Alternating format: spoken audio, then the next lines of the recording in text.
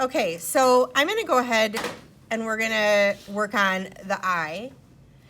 For me, this is a great place to start, partially because the eye is kind of in the center of the face, and it allows me to move from the center out, which helps me to control neatness and fingerprints and smudging, right? If I were to work on the outside of my paper and then have to shade the inside of the paper here where her face is located, I would struggle to not get graphite all over the place. So we're gonna kind of work from the center and work kind of out. So we'll start with the eyes.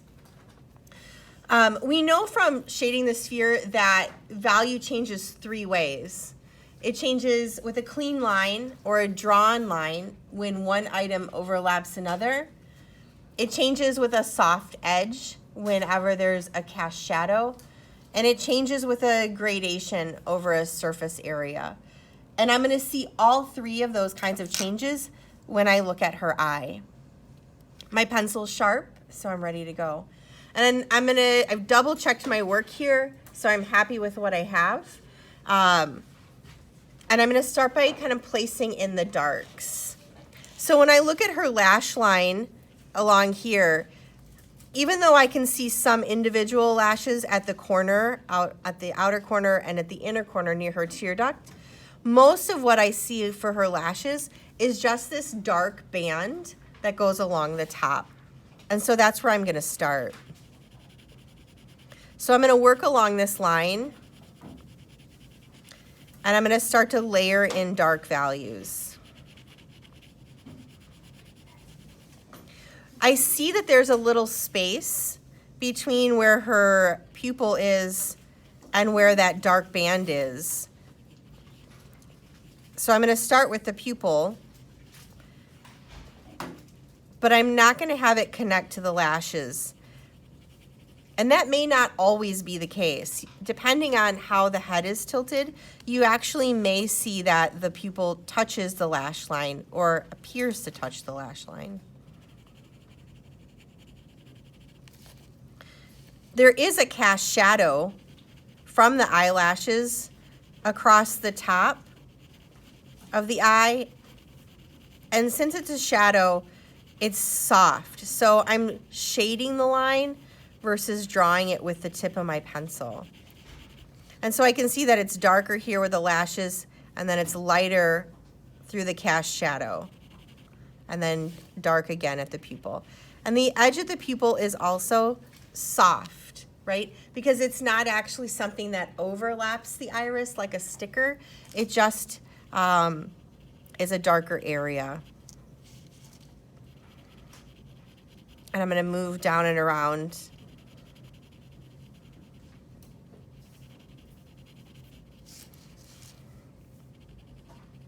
I'm gonna go out to the outer corner and work on that same kind of lash line and cast shadow area. And again, I'm shading the line versus taking the tip of my pencil and drawing it. There's a slightly darker value along the edge of her iris, and so I'm gonna start to put that in with a soft edge. And I can see this kind of like textured line that radiates out from the center, from where her pupil is. So I'm just gonna kind of draw those little lines, kind of coming out, radiating out. Overall, her eyes are light in value. Most likely, her eyes are blue. In terms of value, brown eyes are obviously overall darkest, right? Blue eyes are overall lightest, and green eyes are a medium value. You will see that no matter what color the eyes are, that this bottom area is always lighter because light reflects off of the water line and kind of illuminates this space right here, and that no matter what value the eyes are, there's going to be a cast shadow from the lashes across the top. There's some little shadows here from her eyelashes, so I'm going to kind of draw them in.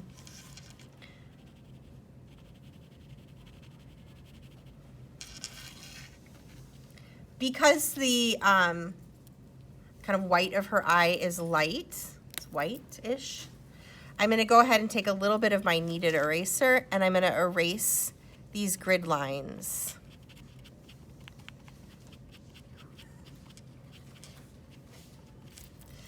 Right? I don't want them to be in that portion of my drawing. And then I'm going to shade really, really lightly over the whole space.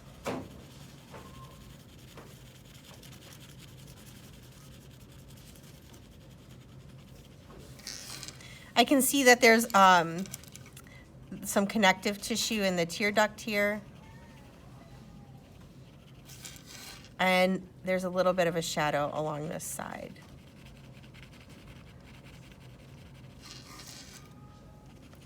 And in the corner as well. Sharpen my pencil.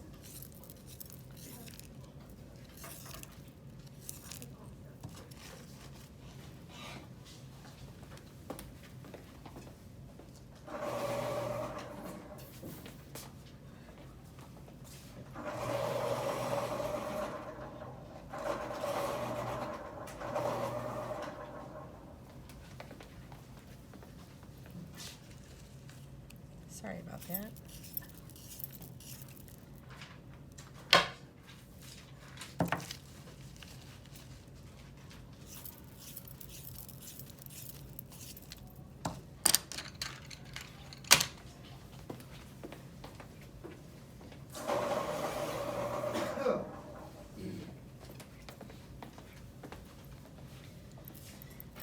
All right. The water line overlaps the white of her eye, so I am going to take a really sharp pencil and go in here and kind of draw that edge. And then there's a soft line out here where the lashes are and where it's dark.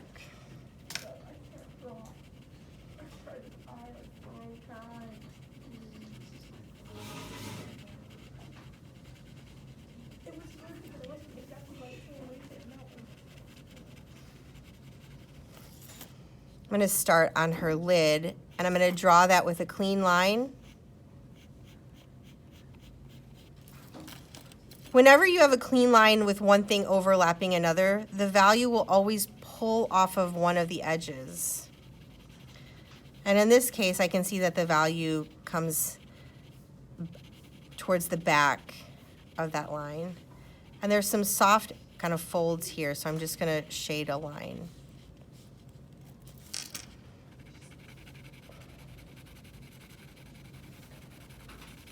I've drawn the shape of the eyebrow, but I'm just going to shade value right up and over into that space. And we'll look at the eyebrow later. Tomorrow, maybe.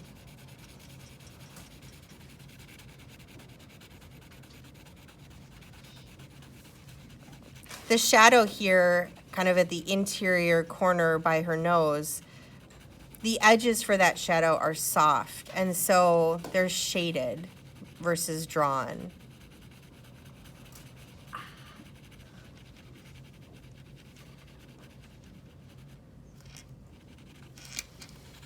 I still want to change direction to smooth out my shading, make sure my pencil is sharp.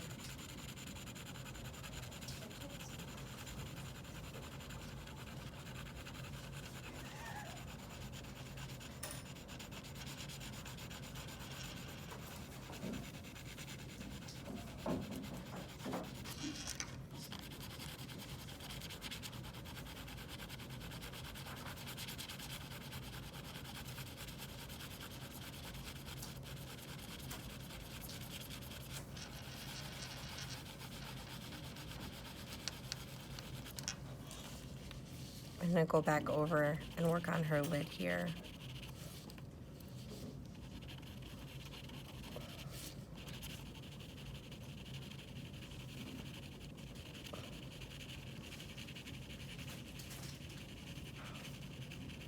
So I'm layering and blending and changing direction with my sharp pencil in order to build up the darks. Not that dissimilar to making a value scale, which we've already done.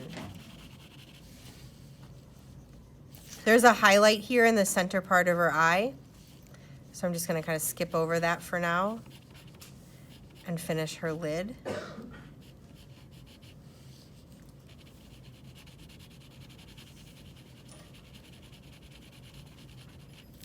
Even right now, you can start to see that her eye is taking shape, even though I've only applied probably less than half of the values that I'm going to ultimately try to get in my drawing.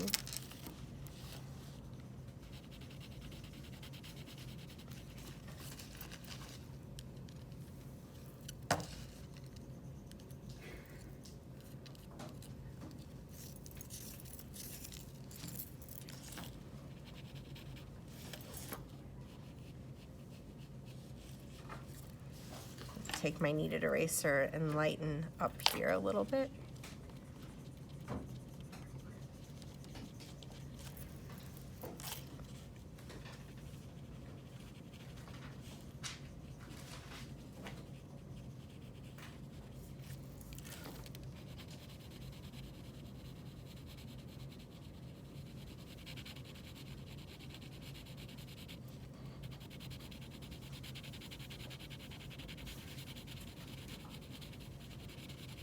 Again, if I'm trying to figure out if I've created the right value, I can use my little paper punches. So I can put a paper punch on my photograph, and I can put a paper punch on my drawing, and I can see if I've created a value that's dark enough and whether or not I need to go darker with the value that I'm creating in that space.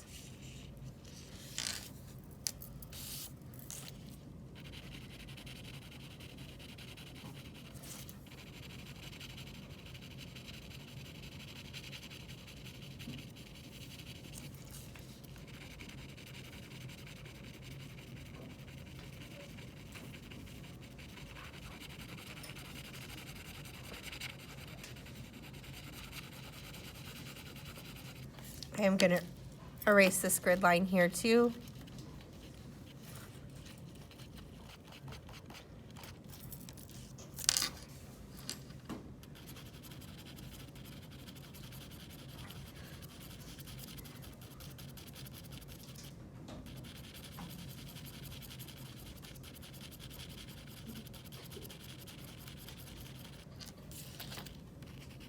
And kind of finish things out. I don't want to worry about her eyelashes until I've got not only the eye, but kind of all of the skin around it finished. Because I want to put the eyelashes on top of so that they overlap the space. And so that they retain that kind of crisp edge.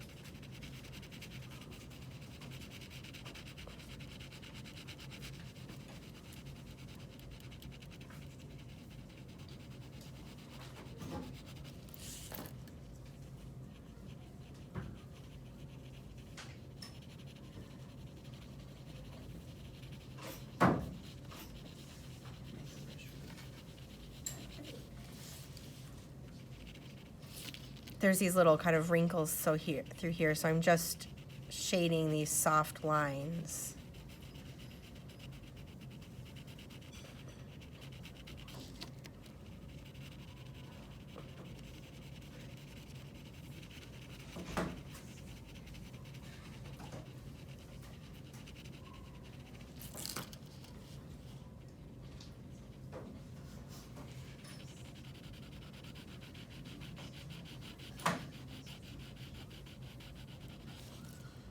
As I work, I'm working from one area to the area right next door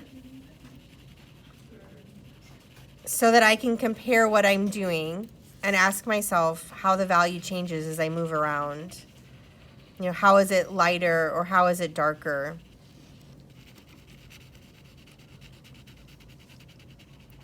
I want to try to be able to identify how much the value changes, either through reading it from the photograph or through using the paper punches to help me see difference.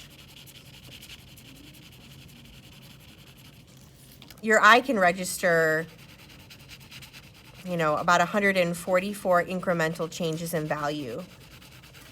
When we made a value scale, we looked at 12.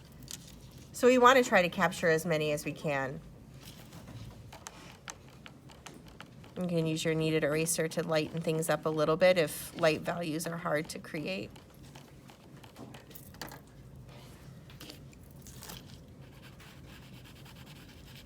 Okay.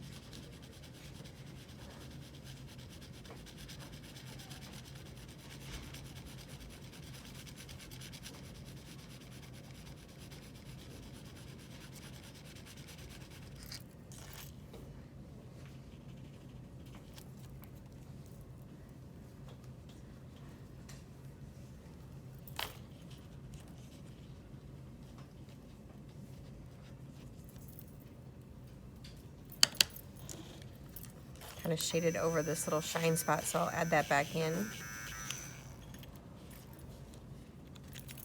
You heard that too, right? Hmm. Screeching.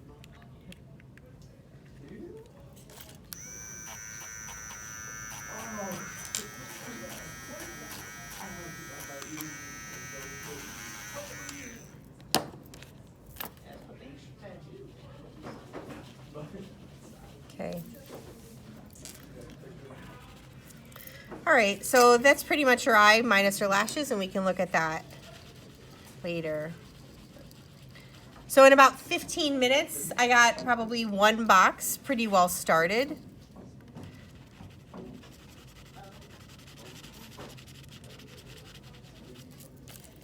And I can continue to kind of work on small value changes as I go.